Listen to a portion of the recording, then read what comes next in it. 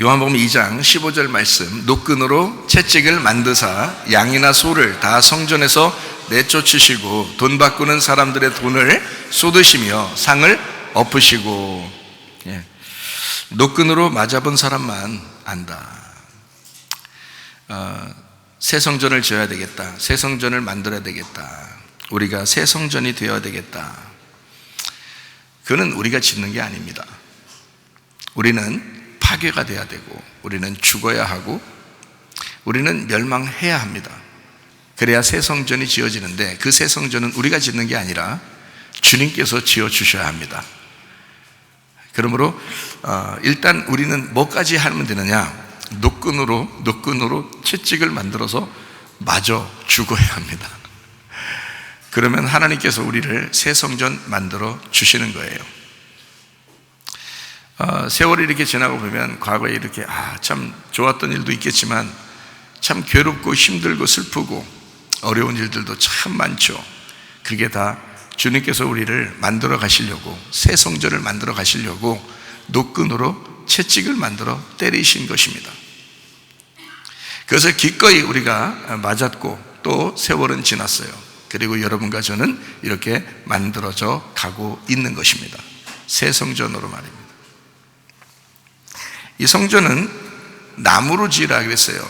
나무로 지으라. 학개서 1장 8절에 말씀하는 얘기죠.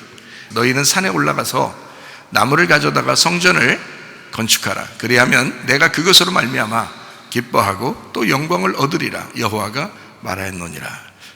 왜 나무를 가지고 성전을 지으라 그래요? 산에 올라가서 십자가라고 그랬죠. 나무로 성전을 지어라. 십자가의 죽음을 가져라, 그 말입니다. 십자가의 죽음을 가져라. 우리는 거기까지예요. 거기까지 하면 하나님이 기뻐하시겠다는 겁니다. 그런데 사람들이 참 안 죽습니다. 정말 십자가를 지려고 하지 않습니다. 어떻게든지 자기가 살려고 해요. 어떻게든지 자기 좀 알아달라고 그럽니다. 어떻게든지 기분 나쁘면 화가 나고 승질냅니다. 그것을 죽여야 되는데 죽질 않아요. 하나님하고 맞짱 뜨려고 합니다. 진짜 하나님하고 맞짱 떠서라도 하여튼 자기가 이겨보려고 그러는 거예요. 그래서는 안 됩니다. 우리는 거기까지 그런 말 있죠. 거기까지, 너 거기까지가 어디예요? 십자가 죽음까지, 거기까지만 가라. 그러면 나머지 부활은, 나머지 교회의 생활은, 나머지 새 성전을 만드는 것은, 네 안에 성령으로 하나님이 함께 하시는 것은 하나님이 만들어 가실 것이다. 너는 거기까지, 그 십자가의 죽음까지 가라. 믿음을 각자 지켜야 될 시기가 왔습니다. 누가 믿음을 대신해서 지켜줄 수가 없습니다. 여러분이 스스로 믿음을 지키셔야 합니다. 그럼 어떻게 한 사람만 믿음을 정말 지킬 수가 있느냐? 죽음을 각오한 사람이요. 죽음을 각오한 사람은 진짜 믿음을 지킬 수가 있습니다. 그러나 한번 살아보려고 딱 생각이 들어오는 순간 여러분 넘어집니다. 자기를 나타내 보려고 한번 생각하는 순간 넘어져요. 그게 시험이라고 하는 거예요. 시험에 걸려 넘어지지 않도록 깨어있어 기도하라 그러죠. 주님께서 깨어있어 기도하라. 성경에서도 기도의 사람들이 참 많아요. 노아가 그랬습니다. 아브라함이 그랬습니다. 모세가 그랬습니다. 다니엘이 그랬습니다. 예수님이 그랬습니다. 다 기도의 사람이었어요. 기도의 사람만이 승리할 수 있도록 성경은 그렇게 인도하고 있습니다. 그러므로 기도하지 않으니까 시험 들고, 기도하지 않으니까 넘어지는 거예요. 기도하면 다시 일어날 수 있습니다. 기도하시면 다시 승리할 수가 있습니다. 한 해 한 해 여러분 이렇게 지나면서 새로움이 여러분에게 넘쳐나시길 바라고, 새싹이 이렇게 돋듯이 새로운 시작이 여러분 안에 있으셔야 돼요. 그러려면 기도하셔야 돼요. 기도하셔야 돼요. 여러분 죽어야죠. 기도하셔야 돼요. 진짜 죽은 사람은 기도하게 돼 있어요. 기도하는 사람은 진짜 죽는 거예요. 자꾸 사는 사람은 기도가 안 돼. 기도가 안 되니까 또 자꾸 살아. 그래서 기도해야 돼요. 자기가 기도 잘 안 되는 사람 있잖아요.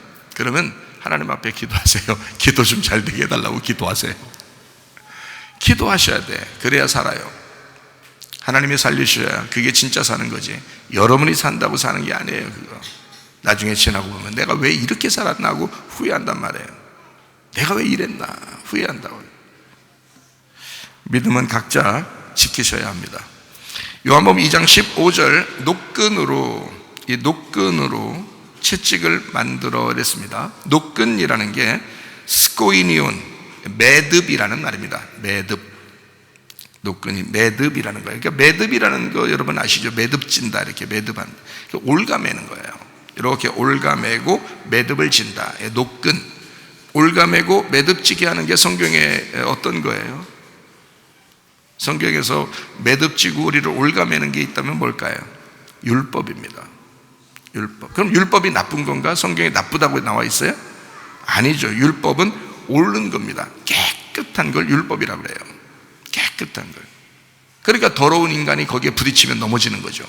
그러니까 율법이라는 것은 우리를 넘어지게 하는 것이다. 죄를 알게 하는 것이다. 그 말은 왜 그러냐면 율법이 깨끗하기 때문에 그렇습니다. 그리고 우리를 딱 거기에서 벗어나지 않도록 올가매기 때문에 그런 거예요.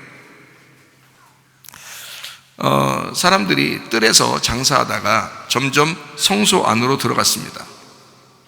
그러면 뜰에서 장사하다가 성소 안으로 들어가요. 그 왜 그랬을까요? 이 사람들이. 요한복음 2장에 보면 장사하는 사람들이 막 성전 안으로 들어가잖아요. 왜 그러냐면 이게 밖에 있다가 안으로 들어가는 거예요. 점점점 안으로 들어가거든요. 뭘 장사한다는 거예요? 그 보니까 돈 바꾸고 비둘기 팔고 이러면서 짐승들이 밖에 있다가 점점점 안으로 들어오는 거잖아요. 예배할 때 여러분 지금 짐승 가져오나요? 안 가지죠. 예. 뭘로 예배 드리는 거예요, 우리가? 예? 말씀으로 예배 드리는 거예요. 그러니까 이게 뭐냐면, 이게 뜰에서 장사하다가 성소로 들어가 말씀을 장사하고 있는 거예요. 이게 이 장사라는 게요, 이 세상적인 장사가 있고 하나님 안에서의 장사가 있어요. 우리는 달란트 가지고 장사해야 되겠죠. 그런데 이게 속셈을 가지고 장사라는 거예요. 유대인들이 이제 멀리서 이렇게 제사 지내려고 동물을 이제 끌고 오다 보면 막 병도 나고 죽기도 하고 그러잖아요. 그러면 이제 제사를 1년에 한 번 와가지고 제사 드리고서 자기 죄를 다 용서받고 가야 되는데 이게 없잖아요. 그러니까 거기에 깨끗한 물건들을 거기다 이제 동물들도 깨끗하게 준비해 놓고 이제 하는 거예요. 제사 잘 드릴 수 있도록 하기 위해서. 그걸 누가 했냐면 바리새인들이나 유대인들이나 율법사들이나 서기관들이, 그 사람들이 한 거예요. 장사를 그 사람들이 한 거예요. 예수님은 그걸 책망한 겁니다. 너희가 진짜 말씀, 하나님의 진리의 말씀을 깨닫고 그거를 장사하고 그 말씀을 전해줘야 되는데 이 동물들을 팔아서 돈 받는다는 거야. 돈을 바꾸고 있다는 거지. 주님께서는 그거를 책망하신 겁니다. 여러분, 혹시 교회 나와서 내가 교회 나와서 한 번 기도하면 부자 되고, 두 번 기도하면 더 부자 되고, 세 번 기도하면 축복 기도 받으면 굉장히 부자가 되겠구나, 이렇게 생각할지 모르지만, 여러분, 이 목사는 하나님 앞에 약속받은 게 있습니다. 사람들에게 기도해줘라. 너의 손을 얹어 기도해줘라. 그 사람들에게 무엇을 약속하고 기도해주면 성령의 기름 부음을 기도해줘라. 성령의 기름 부음을 약속해서 기도하면 그가 말씀을 깨닫게 될 것이다. 그가 말씀을 깨닫게 되면 그 말씀을 깨달은 것 때문에 형통하게 될 것이다. 성경은 그런 순서가 있는 거죠. 순서 없이 그냥 막 사람들이 원하는 대로, 소원하는 대로 다 되고 그러는 게 아닙니다. 목사가 해야 할 일은 하나님의 성령의 기름 부음을 기도해 주는 거예요. 저도 성령의 기름 부음을 받은 거죠. 성령의 기름 부음을 받았기 때문에 그 성령의 기름 부음을 나눠주는 거예요. 그렇게 기도해 줘라. 그러면 그가 지혜가 생길 것이다. 말씀이 들어올 것이다. 말씀이 깨달아질 것이다. 그러면 그것 때문에 다른 일들이 형통한다. 이게 순서예요. 저는 그 약속을 하나님 앞에 받았고 실제로 그렇게 하고 있는 중입니다. 네. 자, 사람들은 율법을 가지고 올가매고, 사람들을 올가매고 또 장사했습니다. 이거는 옳은 방법이 아니에요. 그래서 주님께서는 이 노끈을 가지고, 율법이라는 노끈을 가지고 채찍을 만드는 거예요. 채찍을 만들다, 이 채찍이라는 게 푸라겔리온, 이게 채찍입니다. 푸라겔리오에서 나온 건데 채찍질하다라는 것에서 나온 겁니다. 이 채찍질하다라고 하는 건 채찍질을 왜 해요? 채찍질. 자, 봐요. 제 손을 잘 봐요. 채찍질. 이게 채찍질이에요? 제 손을 보면 이게 채찍질일까요? 아니에요. 채찍질은 무섭게 때리는 겁니다. 그게 채찍질이에요. 무섭게 때리면 어떻게 되죠? 무섭게 때리면 아파요. 많이 아파요. 많이 아파요. 근데 이게 채찍질, 성경에 있는 이 채찍질은 어떤 의미를 가지고 우리가 봐야 되냐면 이렇게 보는 겁니다. 채찍질을 무섭게 때렸다 그러면 이게 갈라지는 역사가 일어나는 거예요. 자, 이제 좀 이해가 되겠죠? 모세 보고 막대기를 들어서 어떻게 했어요? 너 모세 지팡이 그 막대기 들고서 홍해바다 앞에 있으니까 어떻게 해요? 그거를 내리쳐라 그러죠? 예. 물론 이게 막대기를 이렇게 지팡이를 이렇게 물에다 대고서요 지지지지 이렇게 할 수도 있었어요. 그래도 갈라져요. 그렇지 않겠어요? 아니 그걸 안 돼도 갈라질 수 있어요. 하나님의 능력인데. 그렇죠? 그런데 그걸 내리쳐라 그렇게 얘기해요. 왜냐하면 갈라내라는 겁니다. 찢어내라는 겁니다. 이건 무슨 의미냐면 앞뒤를 갈라라, 좌우를 갈라라, 앞뒤 전후를 갈라내라 이거야. 딱 구분하라는 거죠. 다시 말하면 경계를 만들어라. 앞뒤 좌우를 네가 경계를 만들어 분별력을 가져라. 홍해바다가 갈라졌습니다. 애국과 광야의 경계를 만든 것입니다. 요단강 물을 갈라냈습니다. 그 요단강 물은 가나안 땅과 광야의 경계였습니다. 그거를 갈라냄으로써 통과하게 되는 거죠. 홍해바다는 애국과 광야의 그 경계선이었습니다.